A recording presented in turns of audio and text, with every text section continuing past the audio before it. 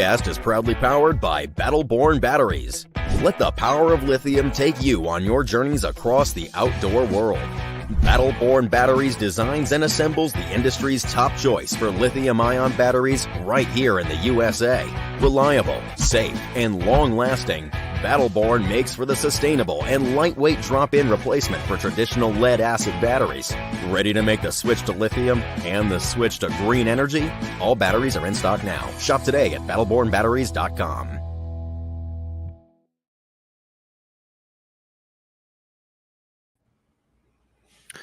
What is up, everybody? Good evening. This is Lines In Live. We are powered by Battleborn Batteries and presented by Primary Tackle. I'm your host, Justin Patrick, and with us tonight, good friend and co-host David Best. And it's good to see you guys, man. It's good to see you, David. Got a lot to talk to you about with your venture up north to Appleton, Wisconsin. So we're excited to hear about your adventure, and we're going to talk about some various stuff today, some news, some things going on in the fishing industry, some funny stuff, as well as give you guys some tips and techniques for some late summer bass fishing. So guys, thanks for tuning in with us tonight, man. It's going to be a fun show. David, what's going on up at the store, man? I know you got a video we're going to share. Anything else, anything going on up there at the store that you want to mention that we can mention? Well, one of those comments that we were going to mention has been postponed by a week. Ooh. Not overly happy about that, but it is what it is. But yeah, guys, stay tuned. There's some news coming in about a week. There's going to be some great deals sitting out there for those of y'all that might be looking for a new kayak. We've got some great ones here. I've got a freaking New Canoe Unlimited up here in this really, really cool color. I honestly expected it to be gone when I got back. I know, that's a sweet color. It's based on the River Wolf series that New Canoe's been doing this year. It's a solid black with this white speck throughout it, or silver speck. It is freaking gorgeous. How it's still sitting there, I do not know. It was supposed to go. We were lucky enough to get something that was supposed to go to ICAST. And so I'm actually amazed that it is still here. So, we're already booking 23s orders for kayaks and that kind of stuff. So, there's a lot going on there. We're getting a lot of fall stuff. It's all coming. I've got a lot of college stuff in, a lot of college stuff coming. Football season starts in a week. So that's going to take some pressure off the lakes. Looking forward to that because guys will be at home watching football instead of sitting at the lake. Yeah. That's when I go to the lake. Exactly. It's one of my favorite times to fish. So we're going to keep working towards some of that kind of stuff. What else? I don't know. We got lots of kayaks. I mean, I think I sold one of the NARS today. I think he's coming to pick it up on Friday. There you go. Y'all need to.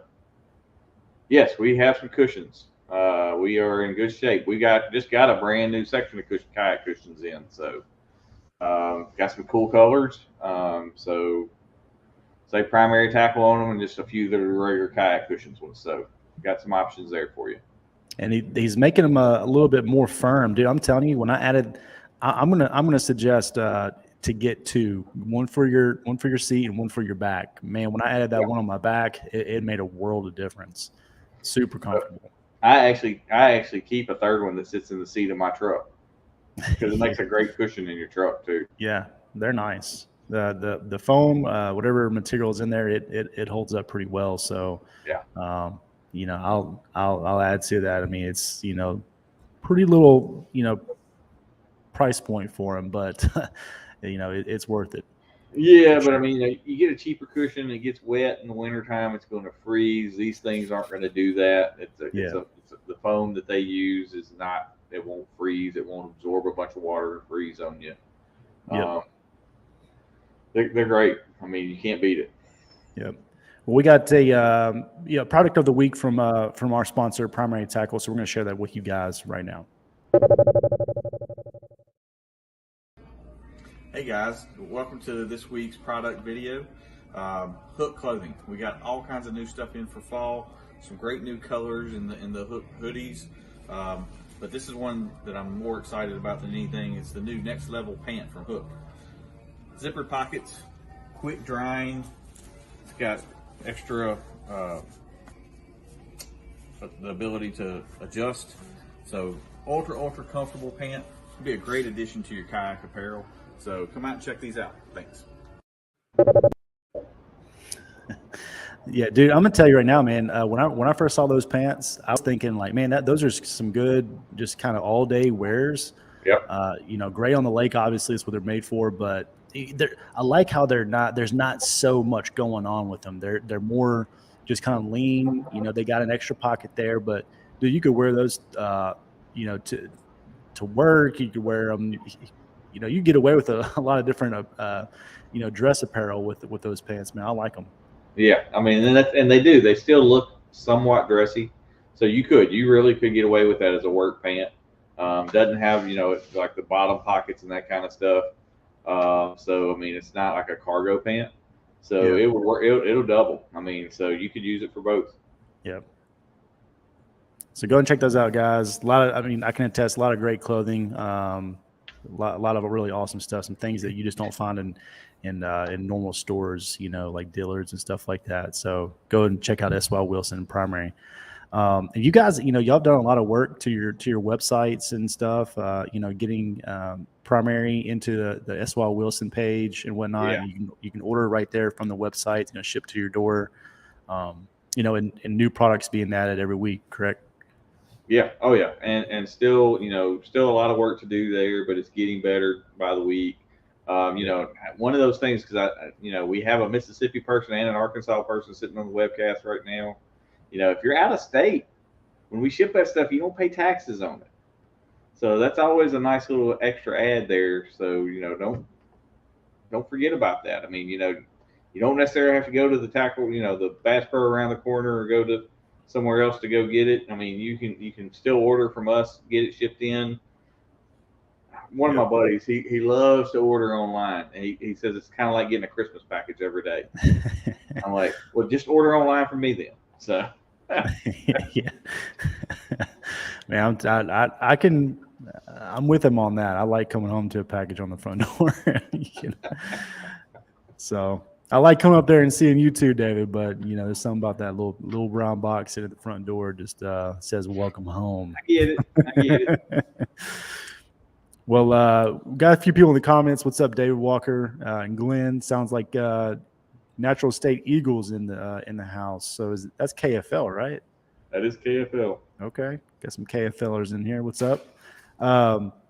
So we got a couple of topics I want to bring up, and we do talk about the last scope deal here and there, and I don't like to harp on it. I'm not a hater on it. I'm whatever about it, but I like the Randy Blockett show. I listen to him, and he's advocating for this thing to go away. So we got a little piece there we're going to talk about. He put out a really cool video mentioning some really an interesting topic on that, and relating to BASS, MLF, even NPFL, and in concern to their viewership and whatnot. Some stuff going on there, and then we got another picture we're going to show you guys here in a minute. This is pretty funny, and and then we're going to hear all about David's trip up to Appleton. So first and foremost, dude, I when I put this up on the here to show you, you said, "What in the world is that?" So we're gonna get some of the same reaction. But this is our boy Matt Robertson, BASS Elite, on the right hand side over here, fishing with his pants off on Championship Sunday. I'm like, come on, man. Oh, word. Our boy, our buddy Brandon, he brought this to my attention, and I said, "What in the world is that, dude?" This guy is now. If you followed Matt Robertson, I did a little bit. I heard about him, through kind of the Kentucky Lake scene, and he was a big swim bait guy. And he goes down to David Smoker said, "Well." He goes down to Florida and wins the Bass Federation and gets his first or second berth into the Classic. And I mean, he did some podcasts with Baitman Baxter, just talking about swim baits, and the guy did not act like this at all. Now I like Matt. He's a great fisherman, and I understand. And I respect the grind. I respect his willingness to do what it takes to make a name for himself. But come on, pants off. I mean, he's cut the sleeves off. He's done just about everything else. This was like that triple dog dare that that somebody had to have dared him to do that. Probably. I just gotta show this again. But he did. I mean, the guys on the left. Yeah, he did. I mean, the camera guy, he's laughing over there. He's got a following up here on the left. I mean, dude, this is like a cult. These guys, like straight up America going on. They got the beers in the hand, hollering. The guy in the black hat, he's whooping and hollering. I mean, they're eating it up, man. But that is just, I got to throw the question at you, man. If somebody said $500, David, on Sunday, you're going to have a camera boat come out there, but you got to do it in your whitey tighties. No, not going to happen. I don't think I could.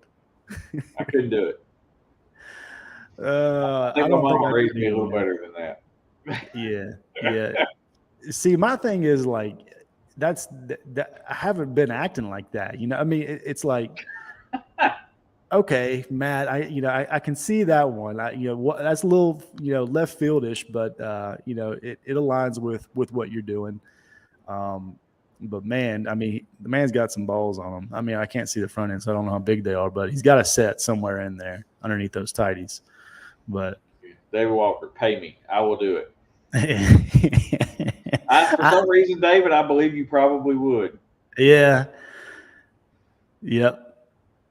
Yeah, branding. Some folks got some mullets, some mustaches, and some whitey ties. He's got two of those, Glenn. Yeah, well, what was the comment I made to you just before we went live? Jordan Marshall's up there wearing a dang cheese head at the kayak event. So yeah. And that's another funny piece is because he I think Ryan Lambert and him, he kind of was giving him some tips on at least this is what was told through their podcast. You gotta do a little bit more for the sponsors, take some pictures and whatnot, but look at, get some better photos. And he's throwing a Matt Robertson in there with the cheese head. But, but hey, man, I'm not hating on the hustle. I mean, it's like, G-Man kind of started all that with his personality. He's a great angler, but he's an even bigger personality in the sport of bass fishing, so that is what makes his money. People love, Gerald Swindle for his personality. Right. Right. And even Mike Iaconelli. I mean, he was the first one to really get on a boat and just act a dang fool. Yeah. Just for and that's what he did it for, was just to get that name recognition and get his name out there. So. Yep. And I mean, if you got it, man, flaunt it, dude. Because I mean, look at John Daly in golf. I mean, oh God, yeah, the guy's up there smoking a carton, in a match, and and he's been hated on, but people still love him. Well, he ain't won a tournament in forever and a day, but he's still making a hell of a lot more money than the rest of us. Oh yeah, We're traveling around the country playing golf. Well, I mean, there's a way to brand anything, man. I mean, so Matt Robertson put Ugly Stick back on the map. Yeah. You know what I mean? Oh, I mean, show of hands, who forgot about the Ugly Stick, before he kind of brought it back around. And they even redid the Ugly Stick line, came out with swim bait rods and all that kind of stuff. That was like that was your Walmart brand, back in the day. no doubt. But anyway, so hats off to him, man. He's a heck of a stick. I mean, I think he got a top 5, in this last tournament. I can't pronounce it, Lake Oahe or something like that. Don't get me started. Yeah. So, he's definitely a good angler. All right, so getting off that train, I want to bring this up because, and I want your opinion, David. You guys, you tell us in the comments what y'all think. The forward-facing sonar has been a topic of conversation ever since it was released. I mean, obviously, it's a phenomenal tool. More and more people are adding it to their boats, but there's been some controversy on, does it have a place, or should it have a place in professional bass fishing? And I think probably for the most part, especially, right at the beginning, most people were all for it, especially just given how you can target fish that you didn't even know were there. You're able to understand a lot more about bass behavior and whatnot with that technology. It's amazing. I give it that. But, Randy Blockett makes a good case for its detriment to the growth of the sport, and that's a double, edged sword. I mean, on one side, it can introduce new people to the sport. And then on the other side, it can turn some people off. Well, I watched a video that he put out, and I would encourage you guys to go and listen to it if you're interested. Randy Blockett, it's Intuitive Angling is his YouTube channel, and he brings up the fact that a lot of people in his comments, on a video that he was doing about live scope and its relation to media, was a lot of people were saying that, man, when they turn on Bassmaster or MLF and they see a guy with a spinning rod and a flat worm and they're sitting there just staring at their screen, they turn it off because it's boring. And so I mean, that's, I can relate to that, because when I see it, it's like, man, before, you got a pro up there. He's talking about what he's doing. There's a lot more going on. He's really working through his mind, of what he needs to do. He's conversating that, whatnot. But now it's just these guys are sitting there, in some of these tournaments, especially smallmouth tournaments, with a spinning rod in their hand, the flatworm, whatever, and they're just waiting for that bass to react to it. And that can, oftentimes turn a lot of people off to watching the live. So thoughts on it, guys, in the comments. Let us know what you think. David, I know you don't really get a lot of opportunity to watch live, and I don't either personally, but I can just, the times that I have turned it on and I see that, it does get a little bit boring. I watched Jacob Wheeler, one of the tournaments early this year on Fork, and that's all he was doing. Like, had the rod down, just sitting there staring at a screen, nothing going on. And then he would make a cast, and then he'd look back at it again and then make another cast. So is this going to be a deal for Bassmaster and MLF? Because if they're losing viewers on their live feed, then that's going to hurt their sponsorship dollars. It's going to hurt their ability to go out and say, hey, look, this is how many people that we have watching.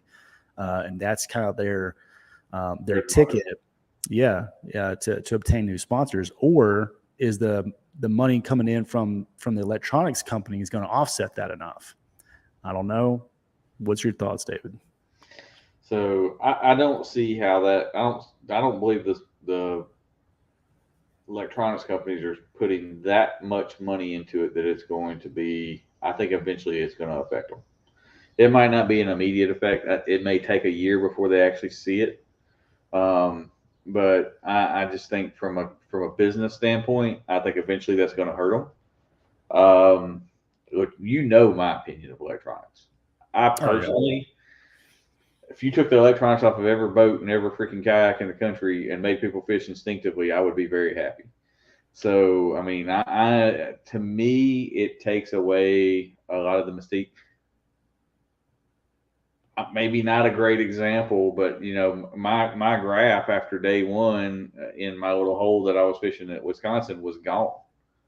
Halfway through that hole on Thursday, after I started catching, I caught a couple of fish. I turned it off and I started catching more fish, and it was like, yeah, now this thing's not even going to make it on the boat. Saturday and Sunday, it never even hit the boat. I mean, I ran it again on Friday while I was looking around, but I mean, we'll talk more about that in a little bit, but I think it takes a lot away from what you're doing.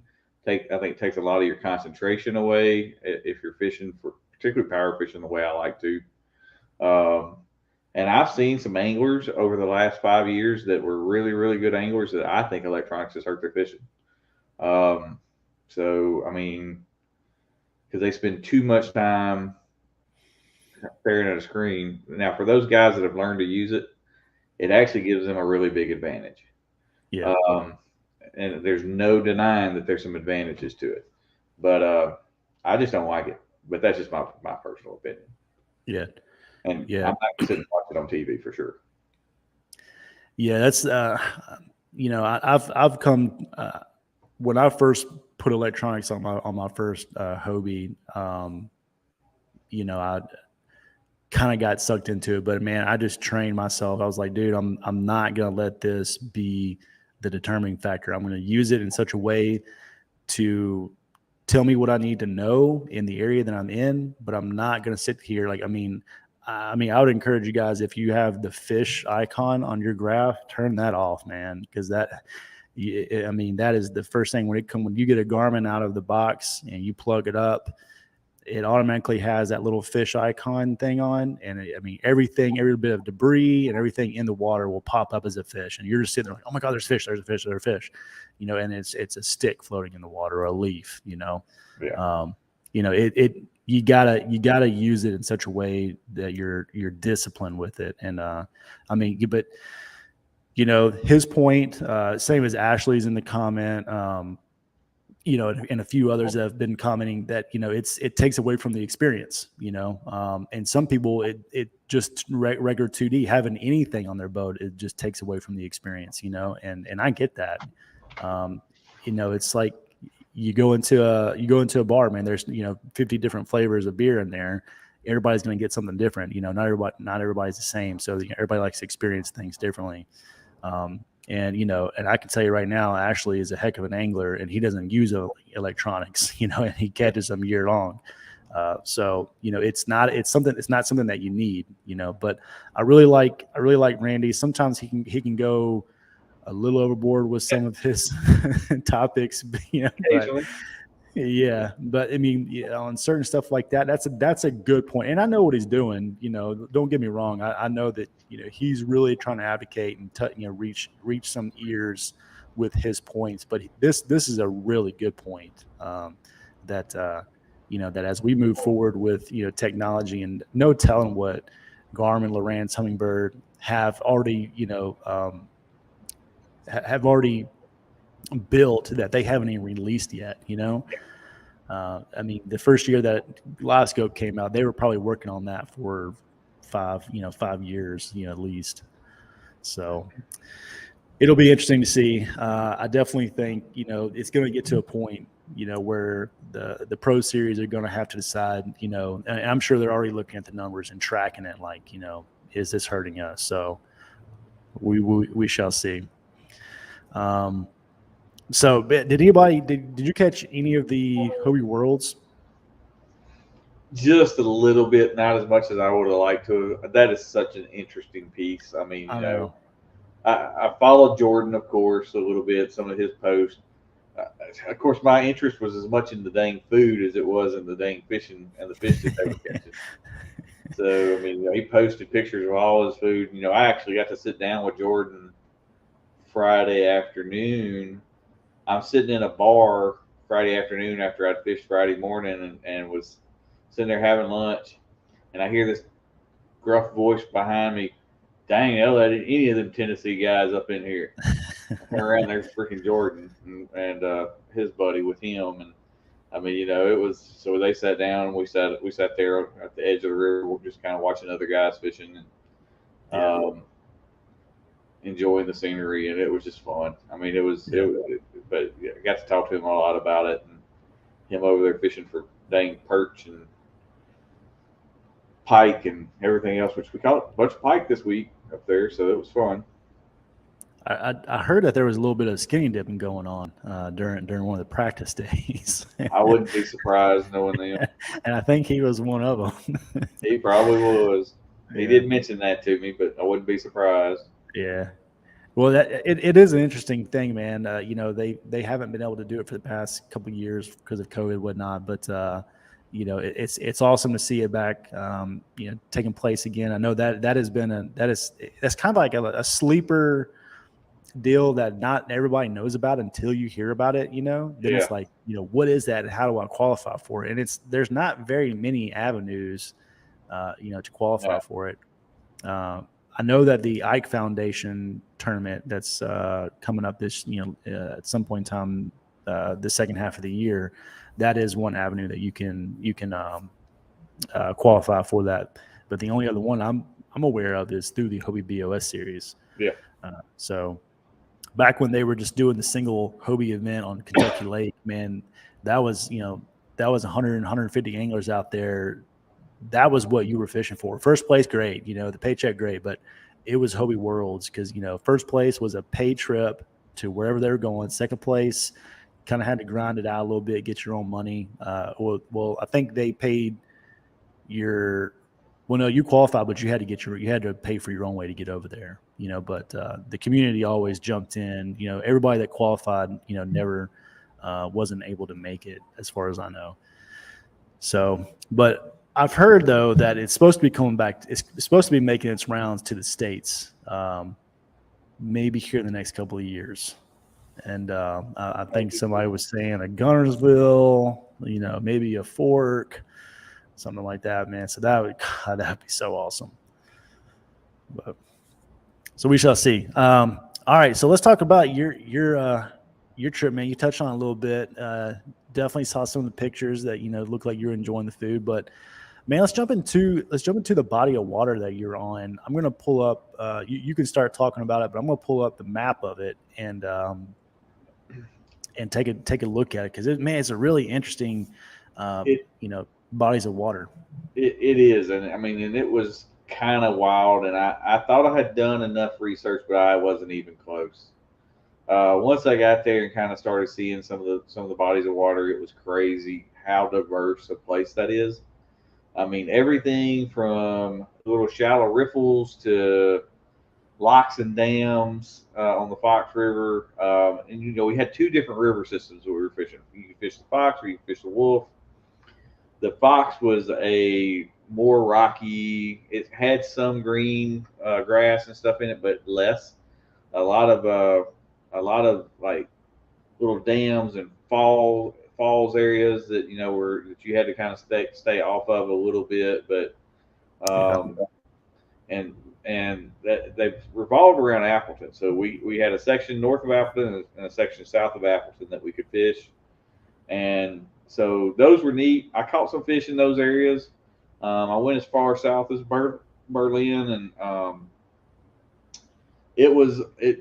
caught my first Minnesota or Wisconsin smallmouth in Berlin proper, in town, basically, just off from one of the parks. I mean, it was, and caught my very first fish I caught in Wisconsin was about a 24-inch pike, which I didn't get a picture of. Oh man. But that was fun. Right there at the boat ramp, when I put the boat in the water, there's a little drainage thing right there, pouring water out. I'm like, oh, I'm gonna catch a bass right here for sure. Yeah. Put the bait over there. Second cast. Oh, good one. That don't feel right. Yeah. At that time, here comes this 24-inch Tukey critter come jumping out of the water with my spinnerbait in its mouth. So and me, no nets. But those things were actually a lot easier to handle than you would have thought. So once you grab them around the back of the gills, they're kind of like chain pickerel here on the Wolf. Yeah. They just kind of give up, let you do what you want to do to them, and then you stick them back in the water, they're fine. So, and then the second section is, but that's all real rockier. It's more metropolitan. lots of boat docks, lots of that kind of stuff. So it was a fun area to fish. I really should have spent probably a little more time there than I did, but So is really that's in the Appleton area? That's in the Appleton area. So, and that's okay. the Fox River. But the thing there that I really didn't like was when you launched your boat, you were kind of confined into like a 3-mile stretch of river. Yeah, I've seen a lot of dams and stuff through here. I mean, here's one right there.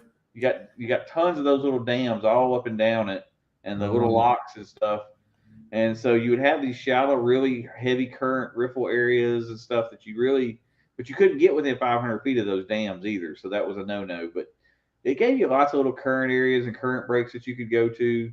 So, but most of them were so you had little short stretches that you could fish in. But it was great looking place. I caught a lot of 13 and 14-inch smallmouth. There's a few little open areas like that look good. Yeah, that's some looking vegetation in there. Yeah. There were a few of those on the Fox, but not many. And this is ice right here. This picture, I don't know when it was. Let's see. It doesn't say the month. But that was one interesting piece I thought when I was looking at this, thinking about going was, man, there's a lot of these, Google Earth imagery still has a lot of ice in it. I mean, look at that. Yeah. And, look, this is one place I will go back to Appleton and to that area again. No questions asked. Hobie goes back there next year, I'm signing up. Yeah. But I can tell you, I would never go there past the month of October because I passed more snowmobile crossing signs than I've passed deer crossing signs. I want no part of anywhere that you need a snowmobile to move around in. Yeah. Now let me ask you this, David. Was the Lake Winnebago, was that in play? No. The big lakes, Winnebago, Winneconne, those big lakes like that were not Desma Borts or whatever it is. Those kind of places weren't in play. We had little sections of river that we were allowed to fish in, and that was it. But these so I know you're about to jump on the wolf the wolf side, but these big lakes were not. Like really, so you had to stay in the river sections. You had to stay in the river sections. The only lakes really that were available, one of the ones I fished was like Partridge Crop. They're a little north of where you are right now. That's Partridge Crop. That's right there at Fremont. Now I'll tell you, that little stretch of river right there where you're at, from right there at the mouth, right there over, that is one of the reasons I will most likely stay in Fremont the next time I'm there.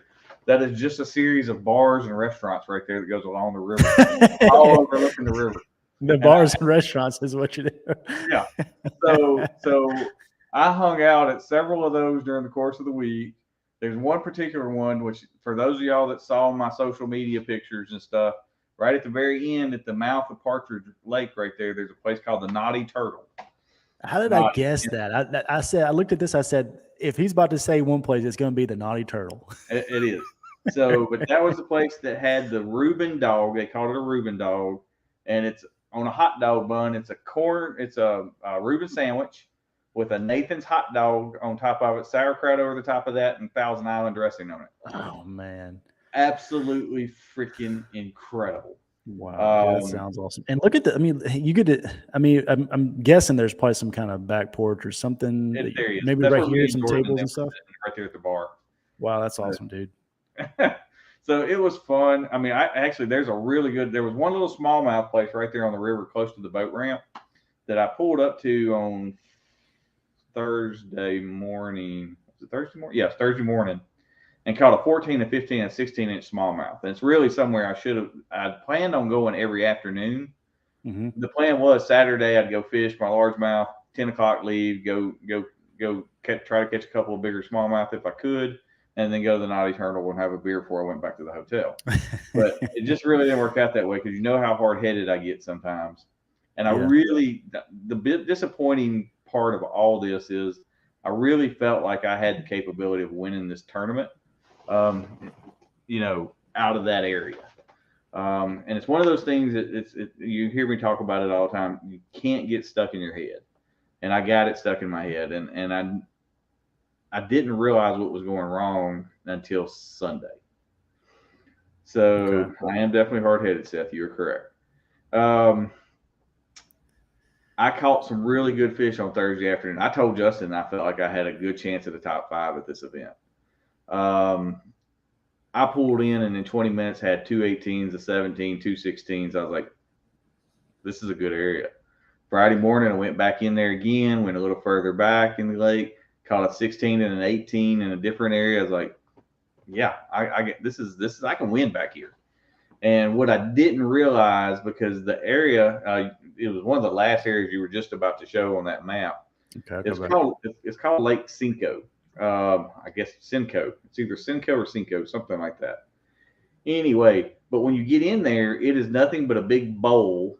It looks like you're in freaking Florida or something. It's going to be right there on the right-hand side, Justin. Right here. Okay, so in relation to Gregory T Photography, where am I going? Right. To the right over here? Right there. Click on that. Cinco Lake? Yep, I think that's it. Yeah, that's Okay. it. So you can see what that looks like. I mean, it is nothing but freaking grass all over it. You got up in there? That's where I fished. Okay. For 2 days. Well, actually 3 days between practice and it. So it's a lot of grass, a lot of tall reeds. It looked like they were farming corn around the edges of it from these big tall reeds. You could get back in little areas and you couldn't even see outside of where you were. It was a cool little section, but because of the way it was, I never even noticed the water was falling out of there.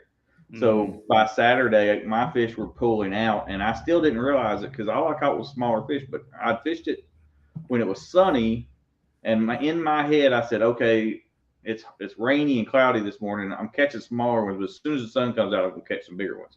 Saturday, it never happened. But then Sunday, they were forecasting it to happen. I was like, I'm going to stay in there. I'm going to catch them because I think I can go in here and I can win it in this area. And then Sunday, I kind of almost had to because at that point, I needed 90-something inches. So I had to go in and catch a big bag, and I was not catching those kind of fish, on the river. So how far was your pedal to get back in there? Oh, it was nothing. So you see where that little road is that goes along the section that runs east-west just south of the lake? Right here? Right there. Yeah, it was right there at that into that little road right there. Right where your cursor was just in, that's the boat ramp. Oh, okay. Right? Yeah, right there where your cursor is right now. Right. That's it. See it. So Dang, that's man. the boat ramp right there. So kudos to you for finding that. This was not private property right here? No, no. It says Barber. It's Barber's Landing is the name of the landing. Okay. There's a big sign. I mean, you can't miss it. I mean, you really can't. But I mean, I told you I did some map study trying to find certain things, and but it was a cool little section of the river. I've got a cool little video of me pedaling down it Sunday morning, and I mean, it's a neat area. There's a lot of I loved it. I mean, I got to see Saturday. I got to see one of those big old 4-foot, 5-foot river otters was growling at me in the middle of a bend because I was intruding on his fishing area. But I mean, look at this place. I mean, dude, you could get lost out here. There's just so many different ways you can go. So many little creeks. You keep going north from there. You can go all the way up to New London and the Shot-Octon area, which is really the area I should have been in. Anything, you see that big Highway 54? Anything on the Wolf south of there, you were allowed to fish. Okay. So that big highway right there, I think it's 54. Oh man, that's a good looking little spot. If you knew the water was falling, man, that would have been really good. So I mean, but it's a cool fishery. I will actually probably add 2 more days to my trip next year, so I can fish till 3, and then I can go look at the bars and look at the restaurants after 3. See, I mean, we do have it made down here in the South. We got some great fisheries, but man, when you go and explore some areas like this, I mean, you look at this and you just think, dude, I mean, everything looks fishy, everything looks like there's a 5-pounder sitting right there, Oh, I mean, so let me ask you this. You mentioned some of the grass down here in the lake. What all types of grass and what all types of vegetation, did you have? There was some milfoil. There was a lot of duckweed, and that's really the fish seemed to be the bass wanted to be where they had duckweed and some other kind of whatever those bulrushes that were there were. They look like Johnson grass to me, like ultra tall Johnson grass. Okay. But if they had that two pieces together, that's where the fish tended to hold. But what I found was they were holding around that duckweed and that Johnson type grass, so that they didn't have to compete with the pike, because you would catch the pike in those open areas. And so, and I caught some good pike while I was up there. I probably had as much fun catching the dang pike as I did catching the bass, to be quite honest. But I got to where towards the end of the trip, I could really tell the difference, because the pike do this kind of rush thing towards it. And so they swoosh a lot of water towards the bait. So you knew there was going to be a pike that was going to eat it at that point. Where a bass, they come up and they do the little slurp thing and suck it in. Yeah. So it's a little different. So, I mean, it was wild to watch and see it. But it was a cool trip. I will definitely, even if Hobie was not to go back next year, I probably would go back and spend a week just because. Yeah. We talked about this before on the show, and just one-on-one, you and I. But man, there's so many of these great fisheries that that the BOS visits that they start that we would never go to, and because of that, I mean, a lot of times I don't go to them because of just how far they are. Yeah. I've got a 5-year-old daughter starting school and everything. So, my trips need to be kind of somewhat close, but I really want to take a year and just kind of negate some of the southern stuff, of course, hit the ones that are close to you, but, just really go up and just spend more time in these northern fisheries, fishing for smallmouth and, areas like this, man. It's just, those are experiences that, really open up your eyes to a lot that you just don't really see here, especially like the different, I know we got a lot of grass, but we got a lot of, milfoil and, hydrill and stuff like that. You go up there, you got all kinds of stuff, so really cool experience. Ashley, was the frog bite on? That was what I was catching them on Thursday. Actually, that was what, look, y'all know me. If I can get on a frog bite, I'm stuck. And that's what kind of got me. I got stuck. So, and they would not eat that frog on Saturday. So I changed to like my little buzz. I took my little call bug and put a really light weight on it where I could buzz it. And when they would swipe at it and wouldn't eat it, you just drop it and they would immediately just come back and nail that thing. So, and I caught a lot of fish on a fluke Saturday and Sunday. But yeah, on Friday morning, I had about probably a 45 inch pike take my frog that I'd been catching fish on Thursday away from me. I had to go buy some more frogs. That joker come up and ate that dang thing, and he jumped about once, and of course, them teeth went right through that line of mine. It didn't last very long. Yeah. But it was a big. It was a big. Man. Were you throwing braid? No, I was throwing what I was throwing. I was throwing big. Well, I kind of thought maybe with the frog you might switch over. Yeah, hell no. Throw some braid. Hell no. So I tell you why. Part of that reason was I'm gonna tell you were spending too much time with the naughty turtle. Yeah, well, no. So my spinner rod, I had some braid on, and I was fishing with it on Wednesday, and those pike kept cutting that braid really easy with their teeth. Mm-hmm. And I didn't land a single pike on braid. I think that stuff cuts so easily with a sharp edge. Yes, I am hard-headed. So it was. So I fished with my mono a lot, and it worked. It worked fine. I didn't really lose any bass all week. I don't have any complaints there. Yeah. I had a few fish that didn't eat a frog well on Saturday morning, but other than that, once I switched over, I didn't really lose any fish to amount to anything. And that fluke bite, I have not fished a fluke a lot in the last few years, and I got on a really good fluke bite. I was catching I've caught smallmouth on it, I caught pike on it, I caught a little everything on it. It was a fun time. Yeah. So so let me ask you this. Talk a little bit about the depth, like in the channel itself. Oh, wow. And then like in the areas back where you were fishing. What so kind of depth did you have? Most of that Durgum River is 10 foot or less.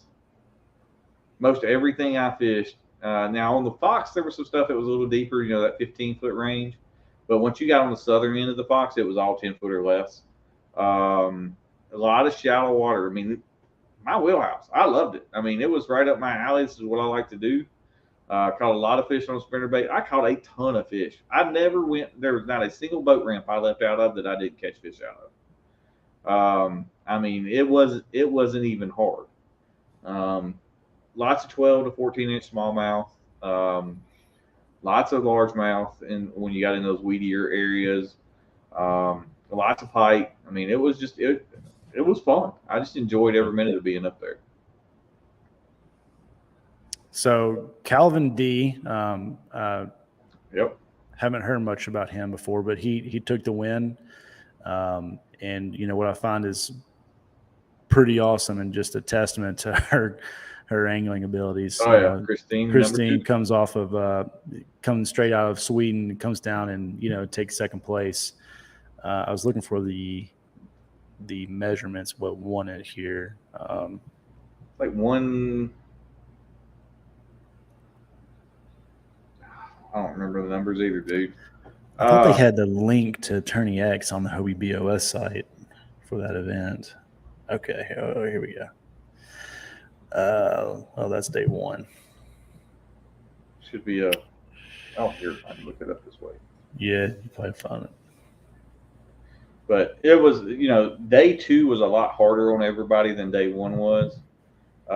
Calvin D won it with 183 inches, so right over a 91-inch average. Christine had 179, so right at a 90-inch average. Guillermo was kind of the big winner at third. I mean, he was in 11th after day one and pulled up to third for day two. Yep. But it fell off pretty quick from there. I mean, to make the top 9 check was 167.5 inches. So that's what, an 83 3/4 inch average, which is what I told you it would take to get a check or maybe even win the dang thing. Which was what I had Thursday. I had 88 or 89 inches on Thursday. So I was in the right ballpark. Yep. I want to bring this up since we're on the topic of this tournament, because you and I, we were talking about this a little bit, and same time that you mentioned it to me, Dwayne Wally posted a video. So Dwayne Wally, owner of Attorney X, he put out a video on Facebook. We're not going to name any names or anything, but he was mentioning the importance of having your location turned on your phone, and I think in the app too. So if for those of you that know the sport, you take a picture of your fish, and it gets your location from that picture. What's it called? A timestamp, whatever, and captures your GPS location. So whenever you upload that, and Dave and I can attest, when you see it on the director's side, you can see where they're at. Right. So one of the anglers, there was in this tournament, there was a situation where they couldn't tell where they were at because they were taking a picture using the camera on their phone and then going into Attorney X and then looking for that picture, which is what I do. And I've never had any issues with it. And on mine, sometimes it'll say your location was not captured for this, for this photo, and then Attorney X will get the location of where you're at. So if you're in a situation where, you take a bunch of pictures, you don't have cell phone service, and you have to leave and go somewhere else, and maybe you're close to, and I don't know if this was a situation, this is just an example, and you go somewhere else to upload your pictures, and maybe you're close to, out of bounds water, Right. That, you could run that chance of, so anyways, what the point, a great tip I think we can offer here on the show is, get your picture of your fish and upload it into Attorney X, into your live well, because you don't have to have cell phone service for that. Correct. And that should capture your GPS location when it does that. So Exactly. So anyways, it looked like it didn't hurt the angler. Maybe they just worked through it, but anyways. Yeah. So they, and that's what he was talking about a lot. That he was talking about, use the app for what it's used for. If you're uploading a picture, if anything you do within the app captures it right there. So Yeah. if you're not comfortable taking the picture and then putting it and then putting it into that, you want to put it into the app later, that's all fine and good, but at least make sure you do it somewhere before you get off tournament waters. So get back to your boat ramp, get back to somewhere where you have better cell service, and then do it there. I learned that at Toledo Bend. I learned that this year in some of the struggles, because we fished some places this year that have zero service, be it broken bow, be it Broken hit a bow. pin. I mean, Yeah. it's insane, some of the places and some of the cell phone challenges we've had this year. I've learned a lot about using the live well. I've learned a lot about working within that app. iPhone tends to work better with it than Android does, from everything I've seen. But even my iPhone, I mean, me and Dwayne have had some long conversations this year about using that dang phone in that app, Yeah. and how to do it and how to do it correctly. And I'll make this testament to Dwayne, that will work with you on how to figure out how to make things work. He'll Yeah. help He's a you. great guy. He is a good guy. He will help you figure it out and make sure, because he wants you to do well. He wants every angler to love that darn app because it benefits him if you do. Yeah. So the I fewer mean, complaints he's getting with tournament directors, the better off he is. he's been in this game just as long as anybody else with Tourney X. Owning Tourney X. Chuck Smith, I always thought the location turned on in the camera translated to the app. It Yeah. it's supposed to, but here's the thing: some of us older guys are sometimes a little technology challenged. Technology deficient. That's a good word for it. So you might think you have it turned on correctly when you don't. So it's good to just go ahead and use the app for what it's used for as much as you can. Yeah. Drop it in the live well, then you can swipe them in once you get to the boat ramp later. You don't have to. You're not burning up your battery, because that's one of the things. That's one of the challenges I've had this year. My battery, actually, when I got to the boat ramp on Saturday, was pretty much dead. No, Sunday. It was Sunday afternoon when I got to the boat ramp, because I'd left the app open. And you leave the app open, you're draining battery, because that thing's, what's it doing? It's looking at GPS locations all Yep. while you're sitting there fishing. So you've got to close that thing out, especially with an older. I mean, my iPhone's probably 3 years old now. It's probably time for me to upgrade, but you have to be taking that into consideration as you go forward.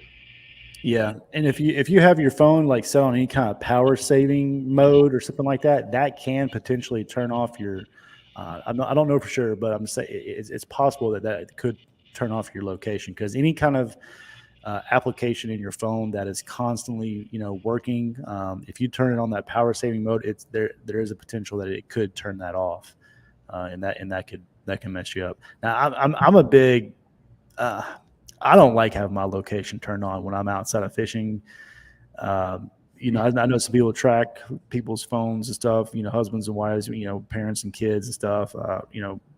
My family, we don't do that. But other than that, I don't, outside of that being a good reason to have it on, I don't like having my location on. So if you're somebody like that, just make sure you go in and hit that location on when you fish. There's a whole other reason to use the app, because it automatically Yeah. does it for you.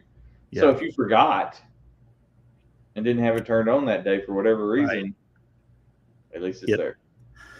Exactly. So some good tips. Mentioning batteries, guys. This show we're sponsored by Battleborn Batteries. I want to make sure you guys know that Battleborn. Sorry, here we go. All their batteries are right here on their website, battlebornbatteries.com. 100 amp hour. They got a sale going on right now for their 100 amp hour.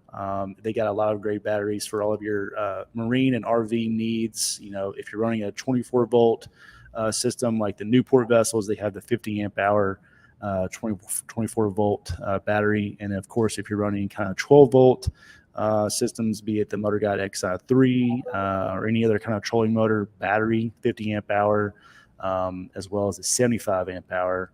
I personally run the 100 amp hour with my Motor Guide XI3, And if any of you guys have seen, man, I'm getting like 12 plus miles on a single charge, and that's going balls to the wall, full throttle from one spot to the next, not conserving anything. So, I mean, if I scale that back, 2 or 3, 4 settings, I could probably get upwards of 15 miles off of a single charge. So if you're in the market, go and check out battlebornbatteries.com, and we greatly appreciate them sponsoring this podcast. So David, we're kind of tailing down towards the end of the season here. There's some stuff coming up that I know you and I are both excited about. Got Pickwick tournament in October for Bassmaster Kayak Series. We have one of our favorites, Lake Dardanelle, coming up in Arkansas in just a few weeks.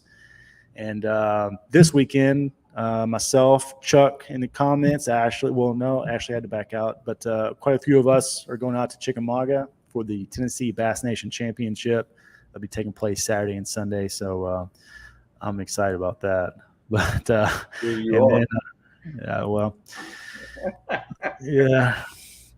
no pressure, right? No, you have no pressure on you at all at this point. None.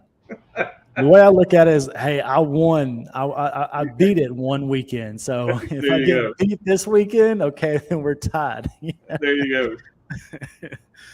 But no, I'm excited for it, man. We didn't really get into very many tips on late summer fishing. But one thing I want to kind of note, and David, I want you to throw in some stuff if you want. This time of year, guys, one thing to really take into consideration is there's some similarities to kind of the wintertime fishing. And what I mean by that is a lot of times these bass are suspending. We all think that when we get in the fall that the bass, they're just not biting. Man, those fish, they're still there. They're active. But a lot of these bass are suspended.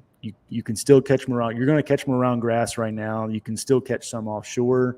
But something to keep in mind on that offshore deal is, it has been beat over with a broomstick for the past 2-3 months.